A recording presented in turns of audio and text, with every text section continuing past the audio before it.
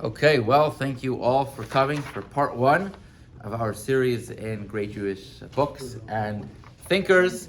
Very excited to start teaching about these great people in Jewish history. I just want to give a little bit of a preamble to the whole series before we start, because if you notice, the names of the thinkers that we chose to delve into, from the Abarbanel to Rav Yehuda Levi, Rav Yisrael Salanter, Rav Shneur Zalman of Liadi, Rav Klomenes Kalman Shapira, and the Marami Rottenberg, they don't all come from the same time period in history, and they don't all come from the same place. In fact, out of these six great Jewish thinkers, we're going to have 5 countries out of all the 6. And even tonight, we look at the Abarbanel, he's going to be flying around between 3 different countries in his lifetime.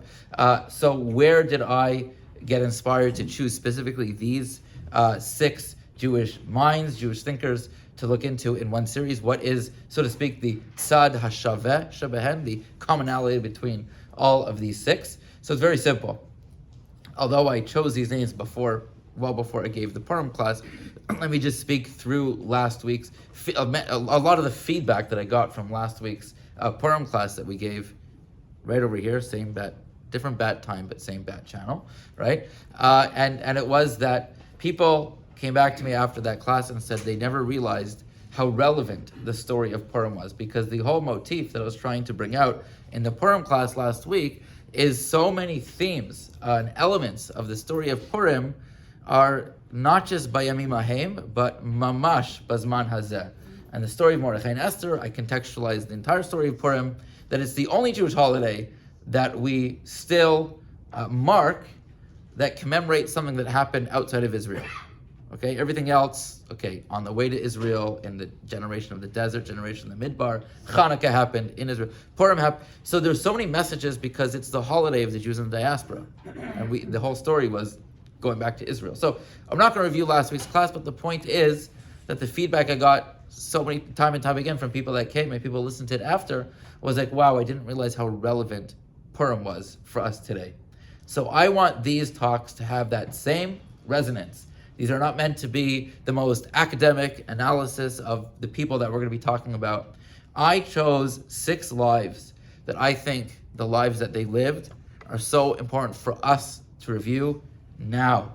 We're going to be, in the span of the next couple months, it's every other week, so we're starting tonight, and in 2 weeks, also Tuesday night on April 1st, and then all the way well into June.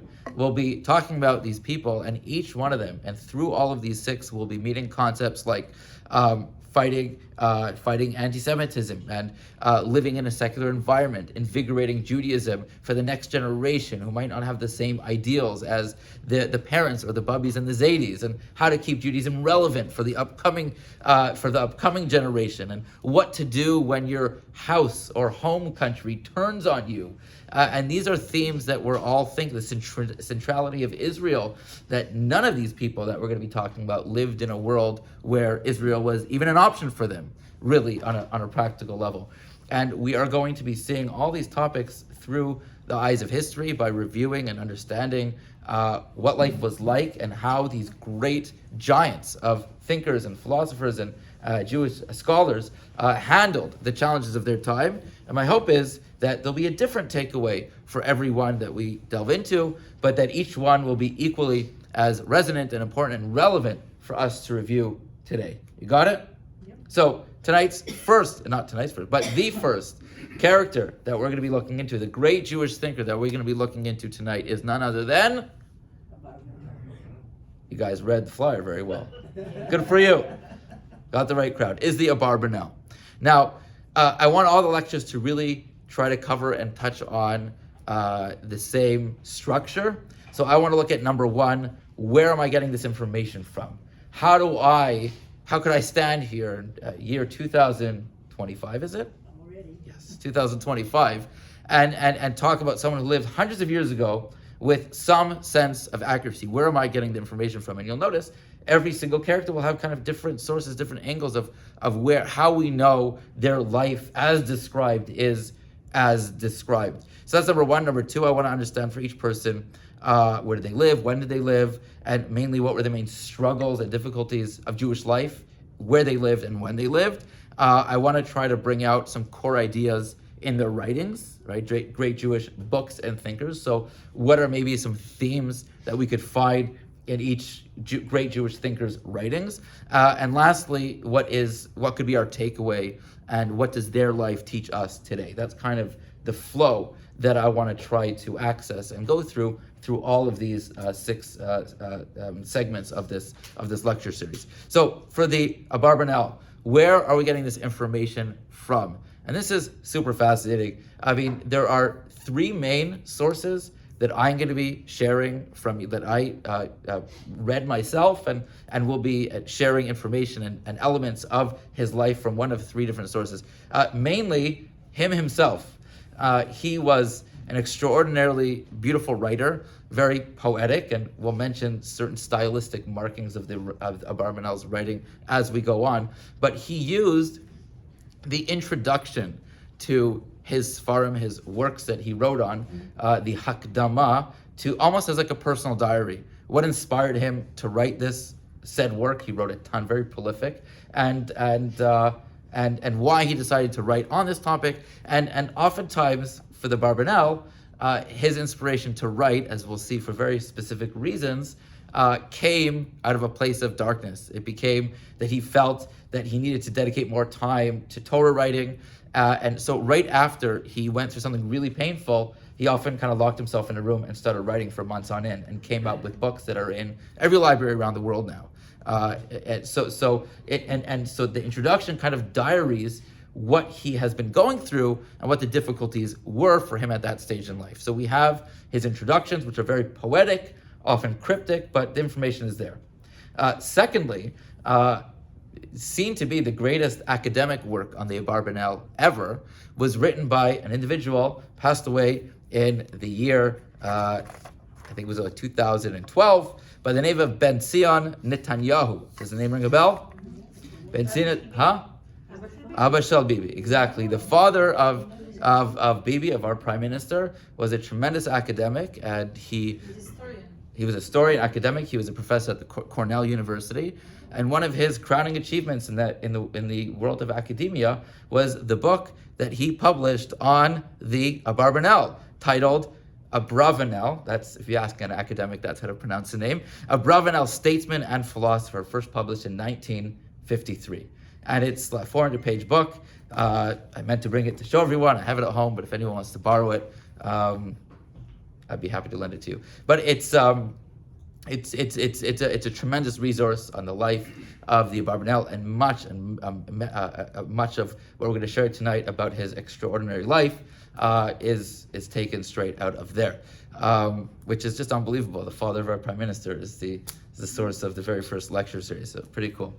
And lastly, there is another academic book by the name of Andrew Burns, who is currently a professor in, I believe, the University of South Carolina, and he published also a very important work, not exclusively on the Abarbanel, but on three major Spanish Jewish Rishonim, but the mainstay of the book is about the Abarbanel, and specifically one element, which I'll emphasize towards the end, was kind of his main, so to speak, chiddush for his PhD thesis about these three scholars, and we'll get to that. But from the Abarbanel's own works, from Ben-Zion Netanyahu's works, and from Andrew Burns, between the three of those, we're really going to get a clear picture, I think, of what the remarkable life that the Abarbanel lived. Okay, so the Abarbanel, Yitzchak ben Yehuda Abarbanel. That was seen to be his last name. It wasn't so common back then to really have a last name. Sometimes it's just you, the son of your father, but he had a last name. And it's actually argued, historians argue, and they say, what does the name Abarbanel even mean? And it's actually important to note what the name Abarbanel means, because it does give us a little bit of a perspective of what kind of family this man was from. And they say that it actually is an abbreviated form of Rabban Kel, the father of the rabbis of God. Like, he was the rabbi of rabbis, right? Even his father was incredibly influential in the secular world, rubbing shoulders of the kings and the statesmen of the time. And when the Abarbanel grew up to be who he is, that same description could have applied to him. The family, he writes about this in his own writings, claims Yichos heritage from David HaMelech. They were like in a very, very esteemed, very wealthy, very influential family. He was born in the year 1437 in Lisbon, Portugal. And Lisbon, Portugal at the time was being crippled by attrition.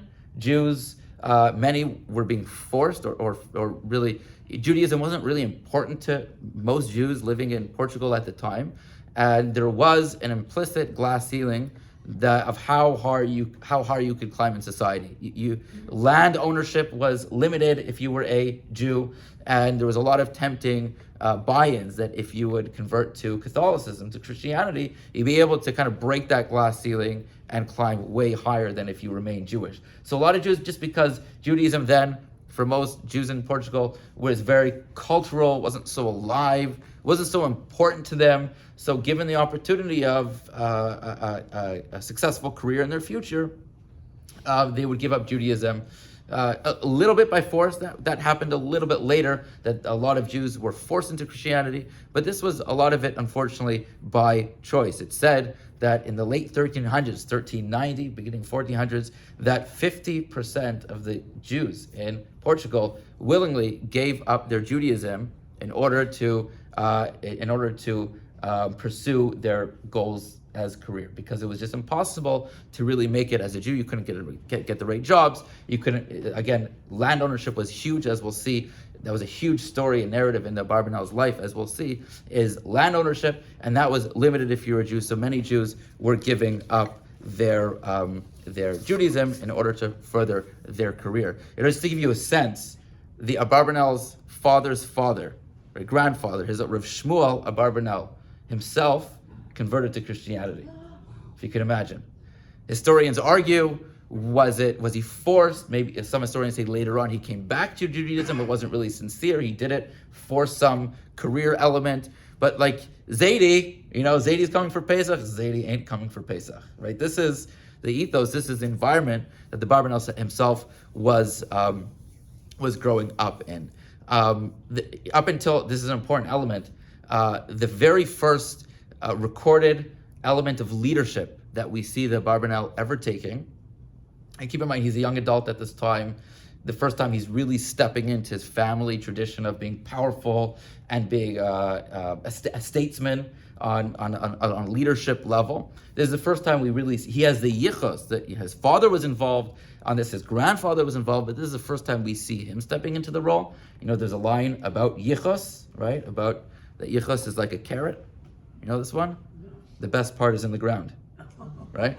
In other words, another way they say it is yichos is a bunch of zeros, right? But you got to put the one, So the Abarbanel really grew up with a silver spoon in his mouth, and it really took a tremendous courage and bravery to really step into that role. There was a lot of expectations surrounding him because of his family, the prestige of his family. So the following story is the first time we see him really living up to this. That the king at the time, King Alfonso of Portugal, conquered Morocco, and he took thousands as slaves. And if you were taken as a slave, you were sold to countries around the world for money. All right? You have no choice where you go, you're a slave boy.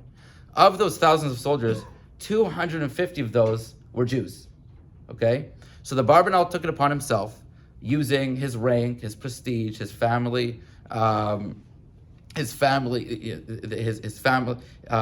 power that he inherited essentially from his family, and he helped raise money from all over Portugal and Spain. He raised a tremendous amount of money to free them from the hands of King Alfonso, and he didn't stop there, but he held every single captor's hand and resettled them in homes, in communities around Portugal and Spain. He unilaterally got access to all that money, speaking individual families with communities, and if it wasn't for him, those 250 individuals that were kidnapped by King Alfonso from Morocco would have been completely helpless. It took a tremendous amount of negotiating skills and organizational skills, and And that was really his first step into leadership.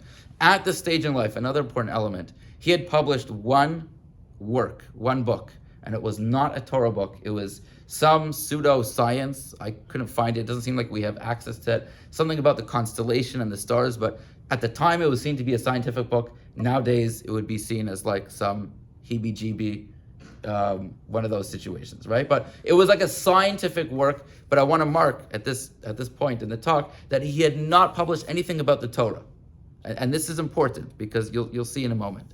Now, in 1481, everything changed in Portugal overnight. King Alfonso kicked the bucket, right? Baruch Dayan Emes, he was good to the Jews, right? And his son, John II, pronounced more accurately King João, did not inherit this willingness to allow the Jews to live in peace. And the background information that we have to understand is that nowadays, we think of a country like Portugal as not a huge country. That's because we have technology and we have cars and we have airplanes. But back in the day when you're trying to run things on, horse and buggy, even a country like Portugal had different provinces, and within each province you had someone who amassed a lot of wealth or a lot of land, who had a lot of power. And King João became very paranoid about the Jews who had amassed a lot of land. Who was really in charge? Were the Jews who had a lot of land in charge and the king was kind of like a puppet head for the society? Or was the king himself in charge and he was the boss of all the Jews in the province 100 miles that way, where you can't really have access to them? So they have their own little mini government and bartering system that who's controlling it? The wealthiest of every society is controlling it. So King João became very paranoid that all these wealthy Jews, some not Jews, were also victimized from this, but mostly it was the Jews who were the most successful in each of the provinces of Portugal. He became very paranoid that they were scheming against him to overthrow the kingdom, that they kind of felt that they thought that he was just a puppet head and wasn't really a meaningful leader for the country and the collective provinces of Portugal. So he tricked each and every one of them, invited them for a dinner, and gave them a lot of kavod. And let's just say they didn't go home that night. It was all these little tricks and schemes were schemes to kill the wealthiest people in Portugal, take their wealth, and essentially become the king and the wealthiest, most the landowner in the country. That was his plan. So, unbeknownst that this whole plan was done very quietly. You don't get a message. It's not in the newspaper. The Abarbanel just got an invitation to the king's palace, and he was planning on going. The night before he was supposed to go to the king's palace, someone, he writes, comes to his door and tells him about this scheme, about this plan. His name isn't given, but someone saved his life. He wasn't sure to believe him or not, and he decides to believe him. And what he does is the Abarbanel leaves his family, his kids, his wife, all the money that he amassed, nowadays money could, taxes aside, could be changed from country to country. But back then, what was money? It was land, it was homes, it was castles. You can't just move it. He left everything behind, he thought he would be chased, so he went a very roundabout way, and he flees in the middle of the night before he's supposed to meet with the king, he flees to Spain. Without his family, without his children, without anything. So overnight, he becomes from a very powerful man in Portugal to essentially a homeless pauper without his family and without his money, living in Spain. And the king understandably gets very angry. This covert escape from the country of Portugal essentially confirms the worry for the king, and he thinks that Abarbanel was part of this whole scheme to overthrow the king. The Abarbanel writes a letter, which we don't have anymore, but the letter is referenced in other elements of his own writing, of his own innocence, that no, I didn't try to scheme against the king, and it was just his own paranoia. But this is how he ends up leaving Portugal and ends up in Spain.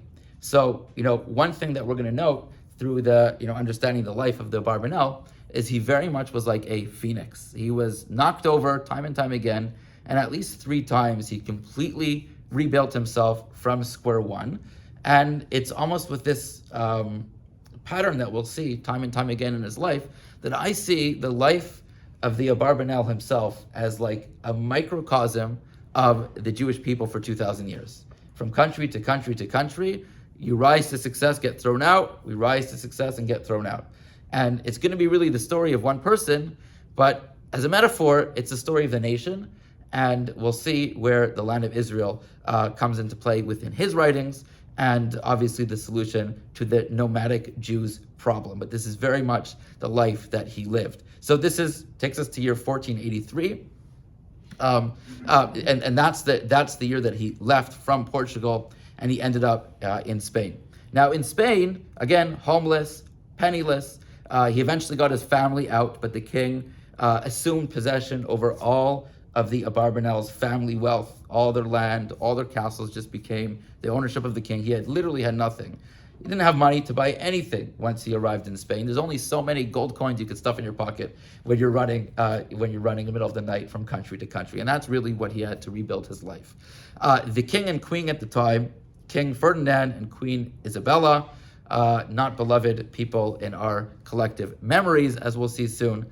But before we get to the horrible things they did to the Jewish people, before that, in 1483, when the Abarbanel moved to Spain, they were in middle of raging very intense war in a city called Granada. Now, Granada was the last stronghold of Muslims in Spain. The tribe was called the Moors, like the Moorish tribe, African Muslim tribe, and they were there for over 800 years. They were a stronghold, and they had become less and less in Spain. But in this one town, Granada, they had a stronghold of Muslims, and call a spade, what the king and queen, Ferdinand and Isabella, were interested in is nothing short of ethnic cleansing.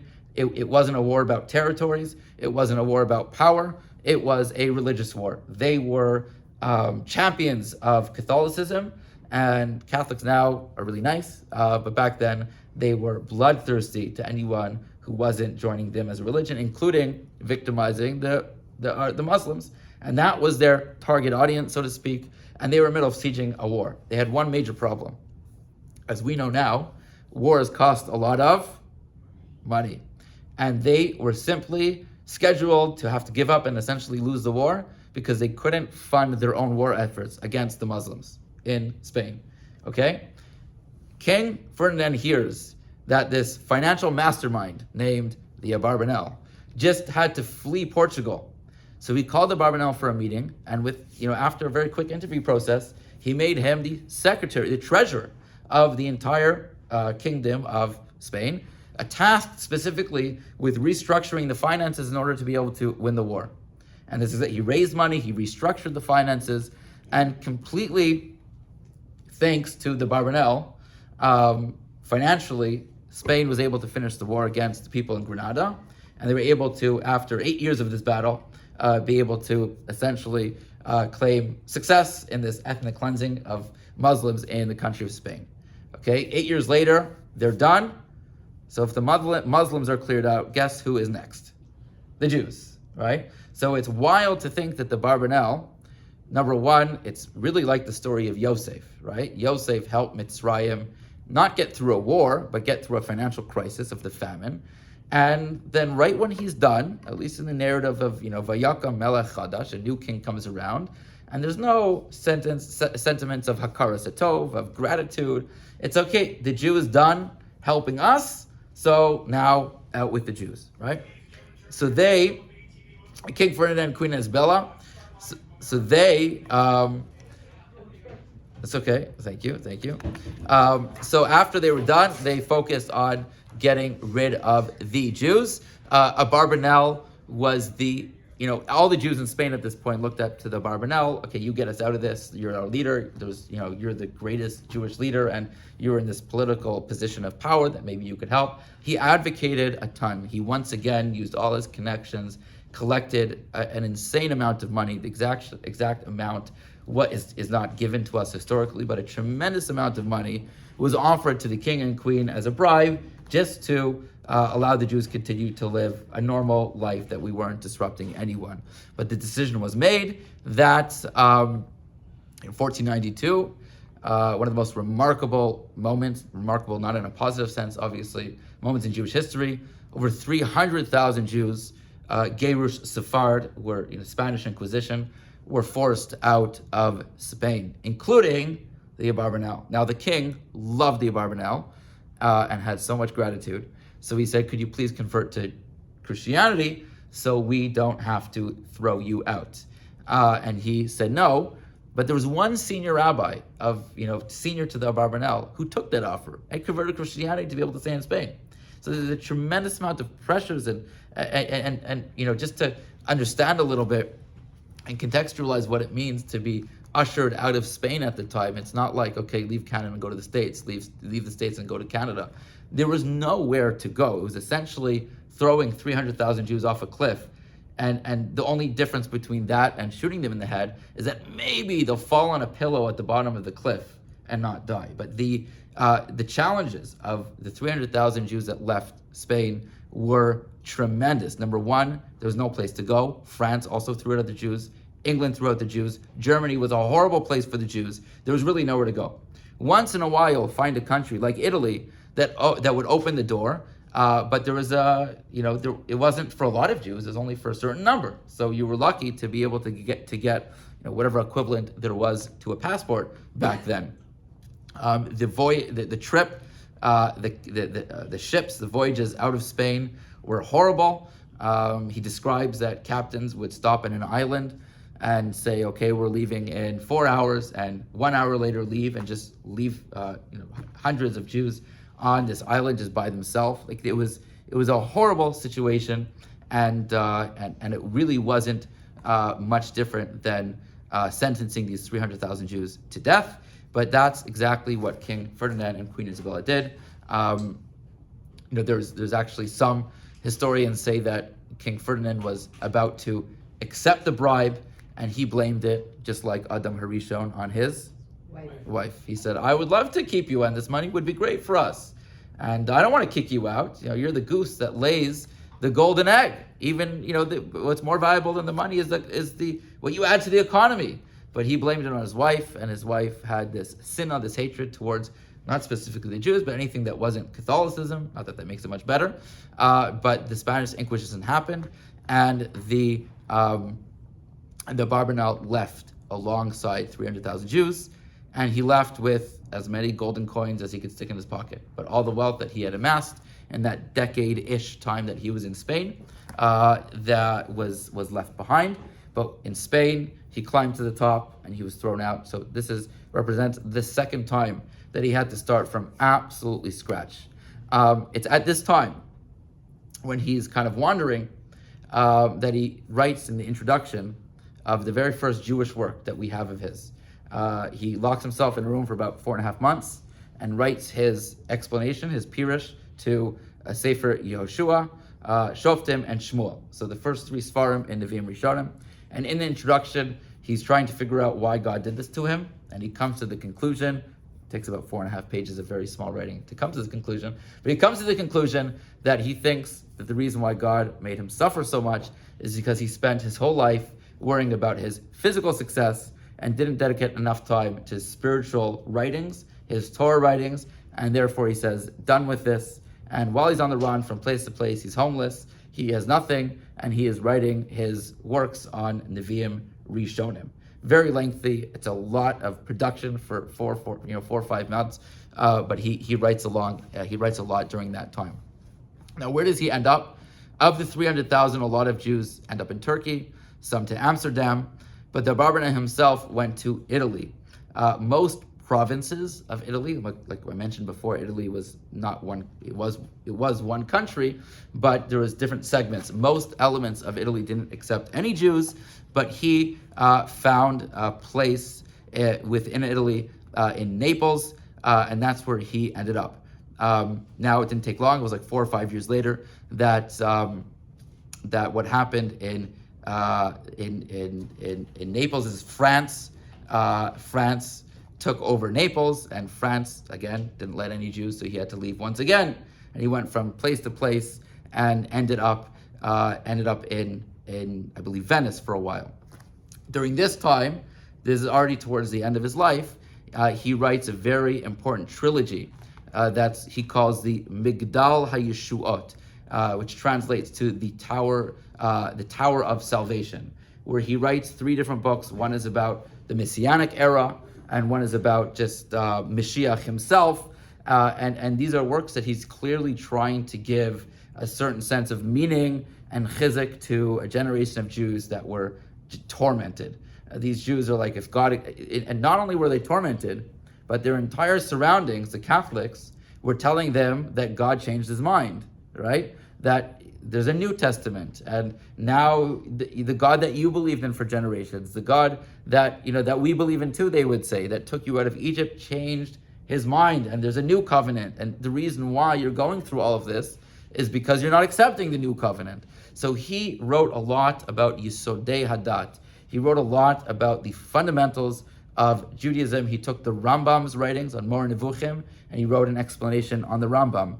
The Rambam for the Abarbanel was like the untouchable. He was respected the Rambam a tremendous amount.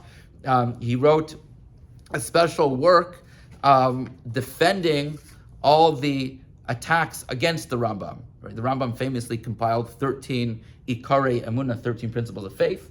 And others, like Rav Yosef Albo, said there's not 13, there's only 3. And there was a lot of discussion what really is within the parameters of fundamental Jewish thought and what isn't. And the Abarbanel, for the most part, sided with the Rambam, and he wrote an entire work defending the Rambam's position on the fundamentals of faith. But it's seen, because he wrote at this stage of life, he explains himself that the reason why he needed to write on such fundamentals of Jewish faith is because he felt, after what the Jews that experienced in his generation, things were simply being left and not being appreciated. So he leaves once again. As I mentioned, Naples was conquered, so he goes to Venice, and then when he passes away in Venice, there's a rule in Venice that a Jew can't be buried in Venice. You know this? A Jew can't be buried in Venice. So his body is taken to Padua, I guess not far from Venice, within Italy, and that is where he is buried. Ad Hayom Hazeh. That's where his kever is. So again, starting his life in Portugal, losing everything there, having to flee with nothing, re-arising and becoming one of the most successful Jews, and saving the country of Spain through their financial crisis. And then he left Spain and to Italy, and he died a successful man, rebuilding himself a third time. And through all the turbulent times that he lived, he wrote an incredible amount. He finished his commentary on Olive Nach, later commentaries such as the Malbim, who's has one of the most widespread commentaries on Tanakh. So the Malbim himself writes that a lot of his writings is based on the writings of the Abarbanel. So tremendously influential in our understanding of Tanakh. He has a very unique style of writing. Number one, he is encyclopedic in that most commentaries will bring a question and answer what they think the answer is. The Abarbanel will bring a question, and he will bring down what everyone has answered up until now, and then he'll say what I think is the right approach is something else. And he was very novel in his thinking, but he normally does not express his own thoughts until he, like an encyclopedia, brings down everything else that's been written down on the topic. Okay, that's like one element of his writings which make it so long. By the way, I have this interesting personal connection with the Abarbanel, that my namesake, my great grandfather, we have now my brother has it since my parents made Aliyah. We had 2 books in our house that we always knew in our family. He brought from Russia, really smuggled it out of Russia to Calgary when they moved in the 1920s. When my great grandfather moved from the 1920s. Later on in life, he would bring a Sefer Torah that the family wrote after his own brother, my great grandfather's brother, my namesake's brother, got murdered by an anti-Semite. The family wasn't able to get over that tragedy, and some rabbi told them, you should write a Torah in your brother's name. That's what he did. It was in Russia, and later on my family smuggled it to Canada. We have the letters between my great-grandfather and the prime minister at the time, who was very helpful getting the Sefer Torah out of Russia to Canada. The whole story was published in the Reader's Digest sometime in the 60s. I have that too. It's a very interesting story. And only about 3 years ago, that Sefer Torah it was in Toronto because the family moved it from Calgary to Toronto. And about 2.5 years ago, that Sefer Torah made Aliyah. And it's now in Israel, somewhere in Beitar, I believe, but I'm not sure where it is. But it's somewhere in Israel. But other than the Sefer Torah, we always had these two books, Hebrew books, that were brought by my grandfather from Russia to Canada. One of them is like an old prayer book to say at a cemetery. I have that one. And my brother has a huge tome, smelly and leather. It's like this big, this thick, because each page is like 1/4 of an inch thick. You know those old books? And it's the Pirush Abarbanel al HaTorah. And growing up, it was always like on our bookshelf, front and center, right? And one thing you notice when you open up any commentary of the Ramban, this is like the key style of the Abarbanel, is he writes so many questions. He'll start off the parsha by writing 40 questions on on Yosef's dreams, 40 questions. And he'll have this long essay, 15, 20, 25, 30 pages long, systematically answering all the questions. Okay? For example, one of my favorite Haggadahs in the world, Pesach is coming up. Sorry if that made you start sweating. Okay? It's called Zevach HaPesach. It's written by the Abarbanel. Okay, he wrote this later in his life. At the beginning of the Haggadah, he just asks questions. Guess how many questions he asks before he starts any answers on the Haggadah? Any guesses? Huh?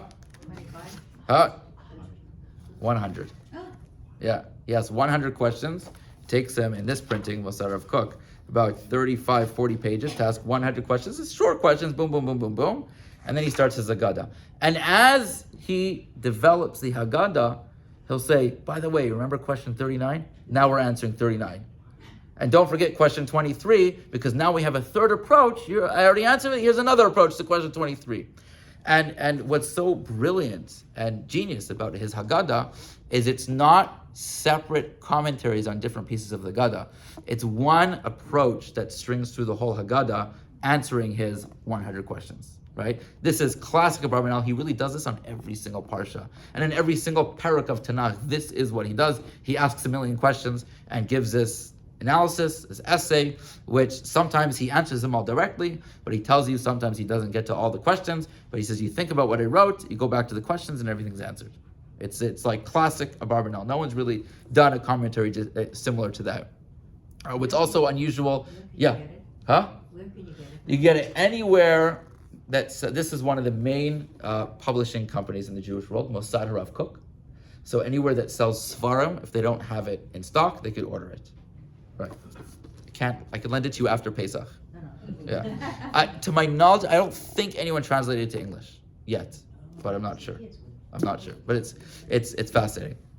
Another thing with it, which is interesting, specifically in his works on Tanakh, specifically on his commentary on Yeshaya, is he'll actually quote Christian, like he'll ask a bunch of questions on a pasuk, on a verse, and if you speak to any Christian thinkers who see Jesus mentioned in Tanakh every other parak, the suffering servant, Jesus everywhere. How come Jews don't believe in Jesus? He's mentioned in Tanakh so many times. Right? Well, they think especially Yeshaya, right? So it's all babkas, obviously. It's all crazy. But every single argument that you'll find in the pamphlets that they leave at your door, look up Sefer Abarbanel, and he'll say exactly their argument, and he'll argue against it, and he'll explain why they're wrong and why it's all based on mistranslations or misunderstandings in basic dikduk and how to understand psukim. And you understand why he was committed to doing that, because he lived in an environment that was trying to make every Jew Christian or killed or pushed out of their country. So he wanted to prove their theology wrong. Once in a while, he'll actually say they were right about this pasuk, and he'll use, obviously not a reference to Jesus, to Yashka, but he'll use some of their understanding Christian thinkers in his explanation, on Tanakh. So that's something which is very interesting, unique. I don't think you'll see that in any other, Rishon. That's for sure. The one last element, which I think, which I want to focus on in terms of themes that you'll find in his writing, and this is something which is really developed. The book that I mentioned at the beginning by Andrew Burns, who is a professor at University of North Carolina, so it's an academic book. The title of the book is The Land Is Mine, 3 Spanish Rishonim, and the main one that he spends 2/3 of the book is on the Abarbanel. And The Land Is Mine is the title. And his whole thesis on the Abarbanel is that the recurring theme throughout all his writings is the centrality and the importance of the land of Israel. It's something that when I saw that, it resonated anecdotally for me, because I can't claim to be someone who is could divulge all the writings of the Abarbanel. I've learned a lot of the Abarbanel, but it's when I read that, it anecdotally struck a chord. Like, yeah, it's true. Every time, like in Parsha Shalach, when he talks about the Meraglim, the Bris Bein Besarim, when Avraham is first promised the land of Israel, the journey through the Midbar, when the Jews were complaining about wanting to go back to Mitzrayim, he always has these very flowery and intense descriptions of how central the land of Israel is for the Jewish people. That's our favorite ringtone in the show, by the way. Right? Sweet. Yeah. It happens, right? And to appreciate this theme of how central the land of Israel is in the Jewish people, for the Jewish people, specifically through the lens of the life that he lived. Again, starting in Portugal, being forced out, needing to flee in the middle of the night. If you're a Jew that needs to flee, where do you go? He had nowhere. Okay, he ended up in Spain. He climbed to the top of Spain, ended up the treasurer of the country, essentially second in command of the king, until he was no use for them anymore. And he did throw the Abarbanel out as part of Gerish Sfard, the Spanish Inquisition. Where do you go? Where does a Jew go if you're thrown out of your country? Nowhere to go. Traveled from country, ended up in Italy. Couldn't even be buried in the city he was living in. He represented, that's what I'm saying, that his life, to me, was like the microcosm of the way Jews lived for 2,000 years. No more. His life is no longer our reality. But for 2,000 years, until 1948, his life really represented the macro life of the Jewish nation. That when we were kicked out of one country, kicked out of Spain, where did we go? Find a country that allows 10,000 Jews and get a visa and try to settle in a new language in a new place. It was impossible. But that's what he did time and time again, and he was extremely successful, like the Jews were successful in every country that was gracious enough to host us for a decade or two or three, or for a century or two or three. And when it's great, the Jews could thrive. But when that tekufa, when that time ends, that our host country is no longer ready to have the Jews anymore, we're back to being homeless.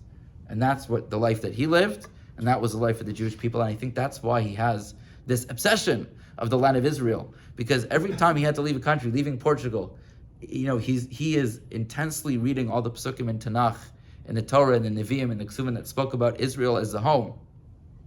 And he's probably thinking to himself, if only I had a land of Israel to go to, I wouldn't have to go to another country that's going to pretend to treat me well because I'm useful for them, because I'm brilliant in finances and they could use me until I'm no longer useful and they're going to kick me out again. If only he lived a perpetual, if only we had the land of Israel. And I think, consciously or subconsciously, that's why you see in his writing such a focus on any biblical narrative that is focused on the land of Israel, and the way he speaks about the land of Israel, because it is something that he really lived with, this reality of if only he had that, which he didn't. And it's because he didn't, he had such a difficult life. So I think that the takeaway for us is sometimes, I know that everyone in the room appreciates the state of Israel, and we understand how central it is to our lives. But we get into these modes of thinking how all the difficulties in Israel and all the sacrifices we've had to make from 1948, and especially this past year, is one of the tekufas that there's been so many sacrifices. But we should know in confidence that if we didn't have these sacrifices to make, if we didn't make the sacrifices that we already did make, that it would be a whole lot worse for the Jews. You see the writing on the wall in countries all over the world. One thing that history has taught us, and the life of the Abarbanel taught us, sometimes it's a decade, sometimes it's a century, but it never lasts forever, right? There's never been a country that's been as good as some countries today for the Jewish people, but it's not going to last forever. And when it starts not lasting forever, one thing that we have that the Abarbanel never tasted is a place to call home. We have a home base that as long as you get there, you can touch home base and you're safe, because that is our country, that is our home. And if the Abarbanel could peer into the future and see how lucky we are to be living in a world that we do have a home, so he would be infinitely jealous of the reality that we all get to have now. Yes, a tremendous amount of pain and sacrifice to perpetuate and keep that dream alive, and we know that one day we won't have that sacrifice and pain anymore, because we'll be able to have it safely in a sovereign way where the whole world will appreciate that it is the Jewish homeland. But until then, even though we have so much struggle, keep in mind that it wasn't like this for over 2,000 years, and we're very lucky to have it. And the Abarbanel would be drooling if he looked at our generation to know that he could have had a place to go to after he left Portugal, after he left Spain, instead of going to Italy, instead of being buried in a different city because he wasn't allowed to be buried in Venice because he was a Jew. All these things would never happen to Jew when you're home. Home is where you hang your hat, and he tried to hang his hat in 3 different countries. Some of them were better than others, but none of them were great.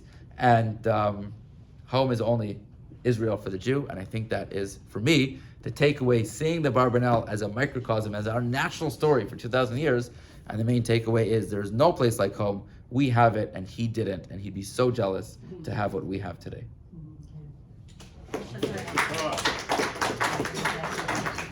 Questions, yes? Is there any knowledge what happened to his